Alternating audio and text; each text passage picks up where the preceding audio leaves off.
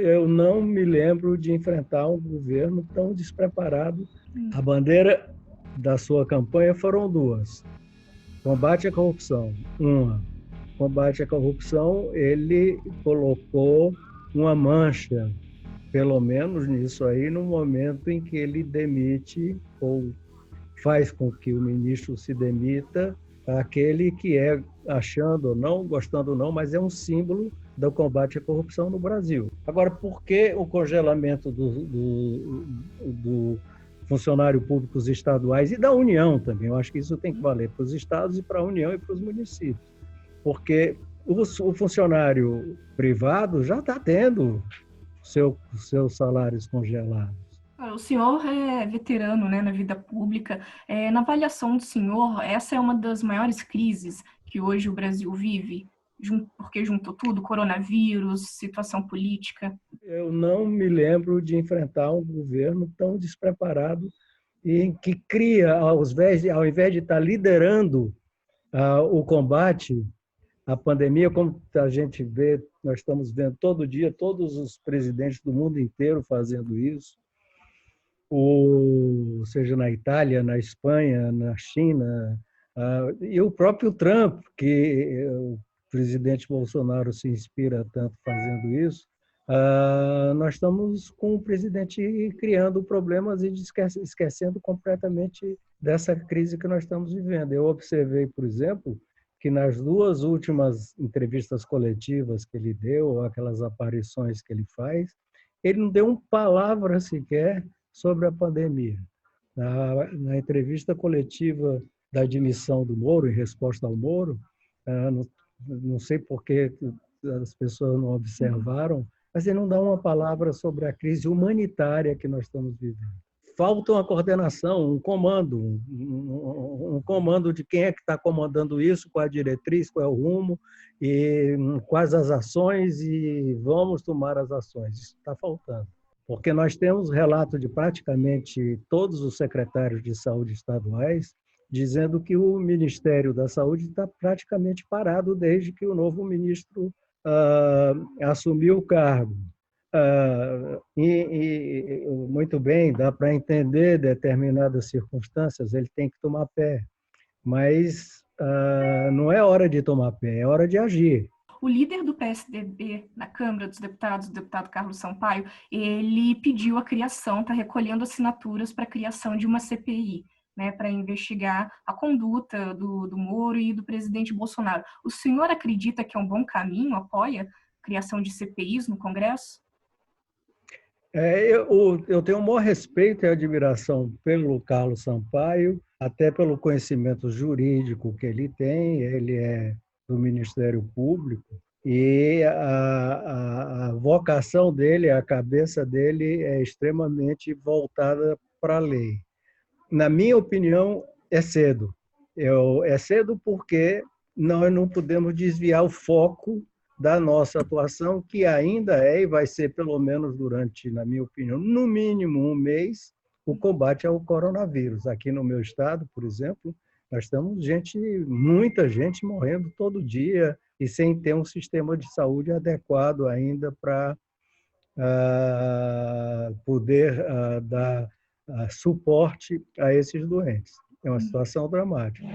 E nós desviarmos nossa atenção para uma CPMI ou para uma CPI, nós sabemos o que é isso, as outras experiências nos indicam que o país para, a discussão política assume proporções que ninguém consegue prever, e desviar o foco do combate à pandemia hoje seria um crime para o país, apesar de que o presidente Bolsonaro está fazendo força para isso. O senador Randolph Rodrigues, seu colega, ele defende que o Moro seja convocado para prestar depoimento na CCJ. Só que a CCJ também está suspensa, como todas as outras atividades do Senado, menos sessão, né, plenária que está acontecendo por meio virtual. É viável essa reativação da CCJ para um depoimento, nem que seja virtual, do Moro? O senhor acha que é viável e concorda com essa medida? Eu acho que é possível, mas eu não acho ela boa neste momento.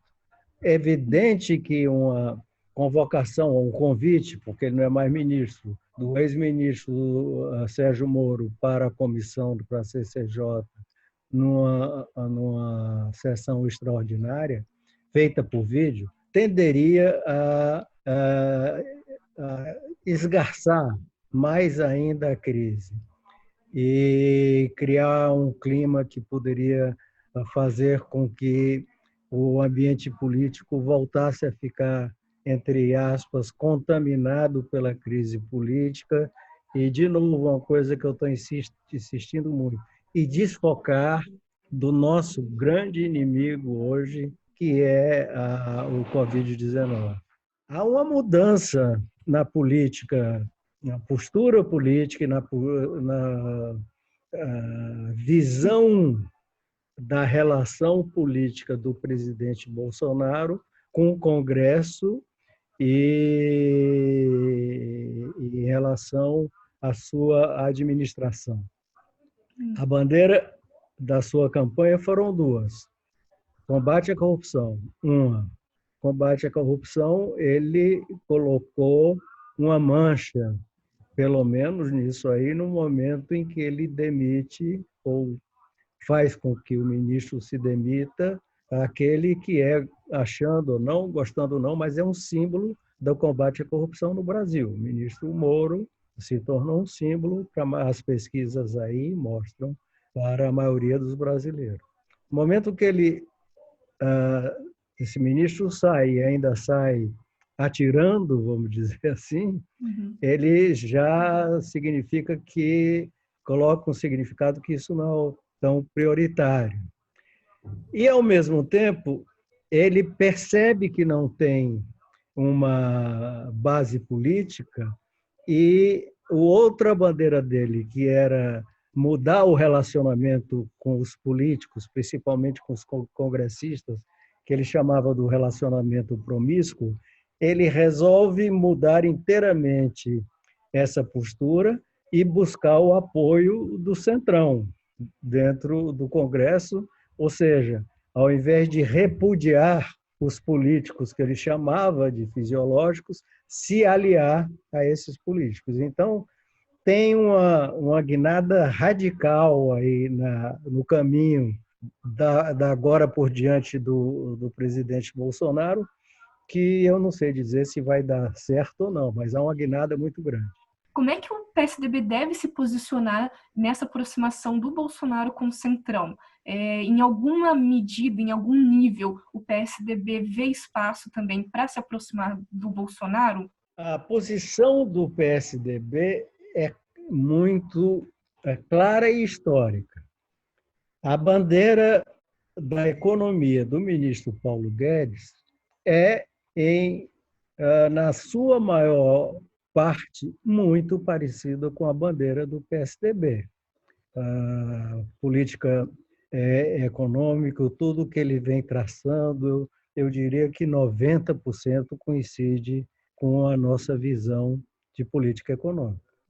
No entanto, nós nascemos também sobre a colocação e sobre uma das pedras fundamentais é que a democracia e a impessoalidade e o segmento das leis é sagrado, a democracia é sagrada. E o presidente Bolsonaro, nesta área, tem se tornado, tem dito e tem até tomado algumas ações, que é o oposto dessa outra pedra sagrada que nós temos. Então, nós somos oposição, e aquilo que nos coincide, nos conforta em matéria de política econômica, principalmente, nós damos todo o apoio que for necessário. Agora, e se o ministro Paulo Guedes sair do governo, como volta e meia vem sendo aventado, como é que fica? Eu digo que é muito mais na política econômica. É evidente que quem é o chefe dessa política econômica é o Paulo Guedes. Mas eu, por exemplo, aí é uma posição pessoal minha, que quando vi o presidente, segunda-feira de manhã, sair do Palácio do Alvorada e dar aquele apoio, aquela demonstração de apoio ao ministro Paulo Guedes, dizer que a economia é com ele, para mim eu dei um suspiro de alívio. Isso é graças a Deus, porque realmente nós estávamos preocupados que viesse outra crise aí, e uma crise com consequências econômicas absolutamente imprevisíveis. Eu estava muito assustado depois que nós vimos aquele lançamento do programa Pro Brasil, se não me engano, o nome era Pro Brasil, e aquele programa era um programa absolutamente sem sentido. E me veio uma sensação de que aquilo era uma outra força, que eu não sei qual é, nascendo dentro da área econômica e apoiado pelo presidente da República. O senhor acha que ele quer, no meio dessa pandemia, gerar ainda mais instabilidade política para, no futuro, enfim, poder dizer o Congresso é que ajudou a criar essa instabilidade, estão querendo me atacar, estão querendo me tirar do cargo? Eu acho que ele já tentou fazer isso, criando uma narrativa de que havia uma conspiração contra ele, entre Congresso e Judiciário, uma coisa completamente fantasiosa. Não sei com quais intenções ele criou essa fantasia. Não sei se ele acredita nisso mesmo, dizem que é da sua personalidade, eu não o conheço bem, ou se ele estava criando o ambiente para radicalizar os movimentos políticos. Em qualquer das duas alternativas, é uma irresponsabilidade com o país. O país precisa mais do que nunca todo mundo unido para enfrentar, que, como eu disse para você no início, é um inimigo da humanidade hoje. Ninguém sabe o tamanho disso, o que pode acontecer e as consequências que isso vai trazer até para o nosso modo de vida. Agora, o presidente do Senado, Davi Alcolumbre, na sexta-feira, no dia da demissão do Moro, ele ensaiou soltar uma nota falando sobre a crise, sobre o Moro, sobre o Bolsonaro, tudo que a gente estava vendo, mas depois ele desistiu, assim como o presidente da Câmara, o Rodrigo Maia. Aí, nessa segunda-feira, ele falou que tem que serenar os ânimos, que a PGR e o Judiciário já estão tomando as devidas providências. Agora, o senhor acredita que ele fez bem em esperar e falar um pouco só no meio de uma sessão do Senado Federal, ou ele, como presidente do Congresso Nacional, realmente deveria ter dado uma posição mais enfática? Eu acredito que ele fez bem. É hora de ter serenidade. No momento que as coisas acontecem, às vezes nós temos o impulso de tomar determinadas medidas, o impulso de fazer determinadas ações, mas num momento como esse exige de nós todos, homens públicos, principalmente dos presidentes da Câmara e do Senado, que é um poder que está atuando, a meu ver, bem, extrema serenidade. Não é hora de esquentar o ambiente político, ou é de jogar água fria sem deixar de apontar os graves desmandos que podem estar acontecendo. E melhor ainda essa espera, porque se aguardou a decisão do ministro Celso de Mello, que autorizou abrir investigação. Então, vamos deixar essa investigação seguir para mais na frente, até quando a pandemia tiver diminuído, que a gente torce para que isso aconteça em meio, 2 meses, espero, nós possamos acompanhar pelo Congresso os desdobramentos dessas investigações. Está todo mundo penando nessa crise, muita gente está sem salário, está sem receber, salários cortados, diminuídos, e ao mesmo tempo vários estados já vinham numa crise econômica, já pedindo ajuda ao governo federal. Como é que a gente consegue conciliar os interesses de todo mundo? Bom, primeiro, a ajuda aos estados é urgente e imprescindível. Urgente também. A nossa expectativa é que nós possamos votar já no sábado. Os estados não podem, como a União, nem vender títulos, pegar dinheiro emprestado no mercado, não podem emitir moeda, não tem banco central e suas receitas estão despencando e suas despesas, evidentemente, subindo. Se nós continuarmos assim, dentro de alguns dias ou já, alguns estados não terão condições de pagar sua folha. Então, isso tem que ser feito. Agora, me parece que as correções que já foram feitas, algumas na Câmara pelo Rodrigo Maia e que o presidente Davi está fazendo, coloca algumas condições, contrapartidas que os governos estaduais têm que fazer, coloca um número fixo desta ajuda, porque tem que ter alguma previsibilidade da União para saber o quanto vai ter que gastar, vai ter que despender, e vai ter que ter critérios de qual a maneira de distribuir essa ajuda. Então, eu acho que essa medida, dentro desse contexto, esse pensamento, esse conceito é correto. Agora, por que o congelamento do funcionário públicos estaduais e da União também? Eu acho que isso tem que valer para os estados e para a União e para os municípios, porque o funcionário privado já está tendo seus salários congelados. Alguns perderam o emprego.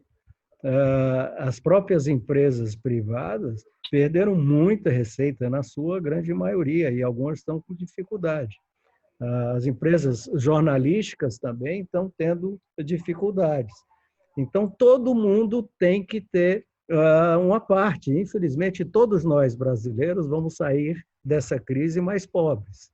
E o funcionário público também tem que ter sua parte, já que ele tem uma vantagem, inclusive, não por causa disso, mas ele já é um privilegiado no sentido de que ele tem um emprego garantido. Não está, nessa altura, além de perdendo renda, com ansiedade enorme, com medo de perder o emprego. Então, tem que ter uma parte, porque, como eu disse para você, os estados vão sair mais pobres, a população vai sair mais pobre, todos nós vamos sair mais pobres. Então, todo mundo tem que ter uma parte provisória de sua contribuição. Qual